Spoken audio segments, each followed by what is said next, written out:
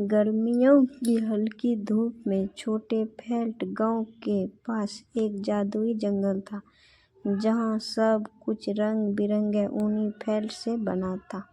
पेड़ मखमली हरे थे, फूल रुई जैसे मुलायम और नदियां पीले ऊन की धारा की तरह बहती थी।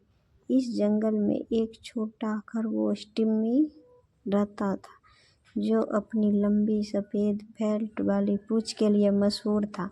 वह बहुत जिज्ञासु था और हमेशा नई चीजें खोजने के लिए निकल पड़ता। एक दिन उसे जंगल में एक चमकती हुई लाल फेल्ट की चिड़िया दिखी, जो एक पेड़ की शाखा पर बैठी थी। "तुम कौन हो?" टिम्मी ने पूछा।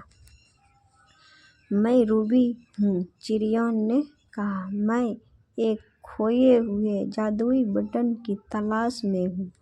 कहा जाता है कि जो भी इसे पाएगा, उसकी कोई भी इच्छा पूरी हो जाएगी।" टिम्मी बहुत उत्साहित हुआ और रूबी की मदद करने के लिए तैयार हो गया। दोनों ने फेल्ट जंगल की हर घुमावदार पगडंडी और मखमली झाड़ियों की तलाशी ली। अंततः एक पुराने फेल्ट के तने के नीचे उन्हें चमकता हुआ नीला बटन मिल गया। जैसे ही रूबी ने बटन को छुआ, एक नरम रोशनी पूरे जंगल में फैल गई और बटन ने टिम्मी की ओर देखा। "एक इच्छा मांगो टिम्मी," रूबी ने कहा।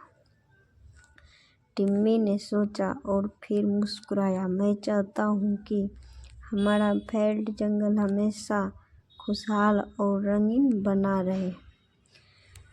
अगले ही पल जंगल के सारे रंग और भी चमक उठे। फूलों में नई खुशबू आ गई और हर पेड़ ने गुनगुनाना शुरू कर दिया।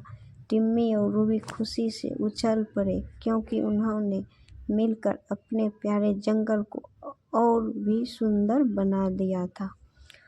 और इस तरह फेल्ट जंगल हमेशा के लिए जादुई और जीवंत बना रहा, जहाँ हर जीव अपने तरह से चमकता था।